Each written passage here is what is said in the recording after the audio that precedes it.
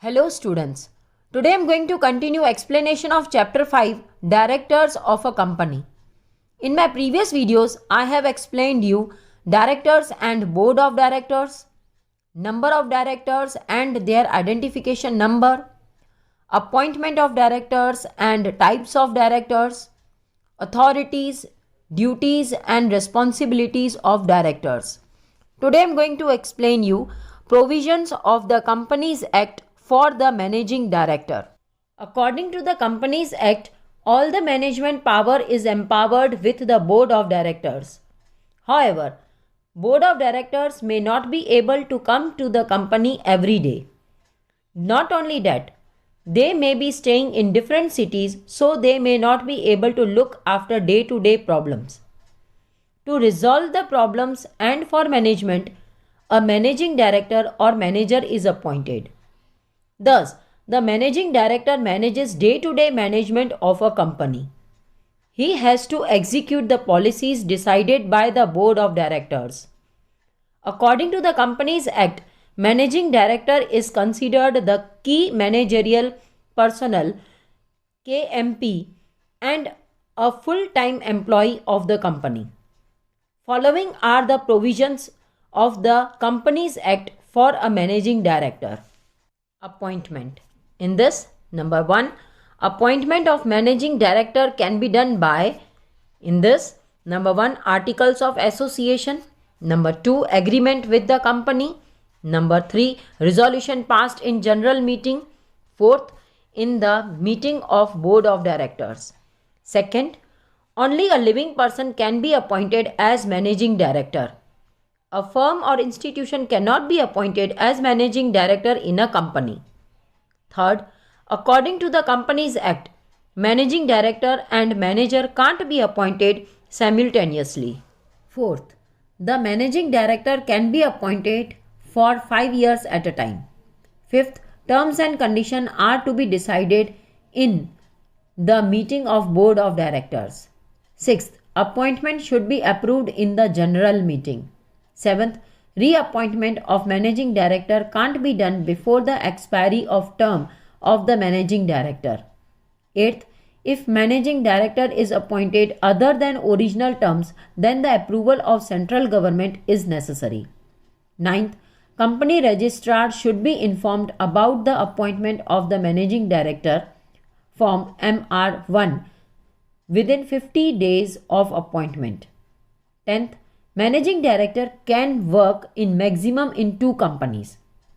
Resolution is essential to work in 2 companies. Next is qualifications and disqualifications of managing director. This topic is excluded. Next is remuneration of managing director.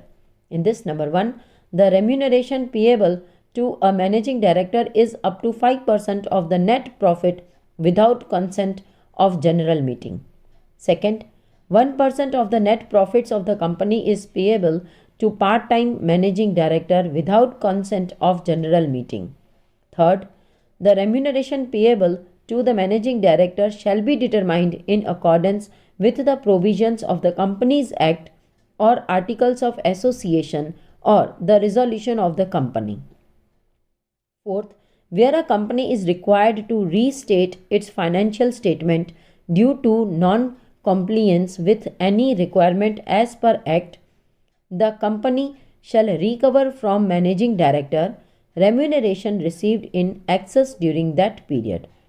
Fifth, managing director may be paid compensation for the termination of his office. This type of remuneration cannot be paid to other directors. He is not be entitled to any compensation in case of his resignation or being found guilty in some legal proceedings, fraud, breach of trust, mismanagement of company, or if he provokes others to initiate and expedite the termination of his office.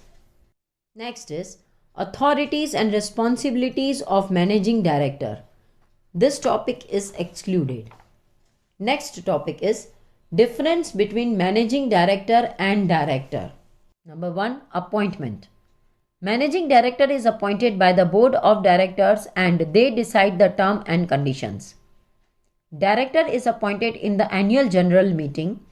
There are no terms and conditions. Second term.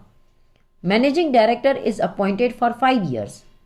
Director has to retire as per rotation. Third position. Managing director is one of the directors. He executes day-to-day work. Director is elected by shareholders. He manages the company. Fourth compulsion. Appointment of managing director is not compulsory. Appointment of director is compulsory. Fifth function. Managing director carries on day-to-day administration. He has to execute policies of the board of directors. Board of directors does not carry out day-to-day administration but decides the policies of management. Sixth control. Managing director functions under the control of board of directors. Board of directors is independent. Seventh compensation. Managing director can be paid compensation on termination of his office. Directors have no such rights. Eighth number. In this, A person can function as managing director in not more than 2 companies. B. Generally only one managing director is appointed in a company. A. Director can function maximum in 20 companies. B. There must be at least 3 directors in public company and 2 in a private company. Ninth, retirement. Managing director retires after 5 years. He is eligible for reappointment. 1/3 of the 2/3 directors retires by rotation every year. They are eligible for reappointment. I hope you have understood this chapter. Your homework is select the suitable option from the given option. Answer the following questions in one sentence. Answer the following questions in brief. Answer the following questions point-wise. Answer the following questions in detail. Thank you.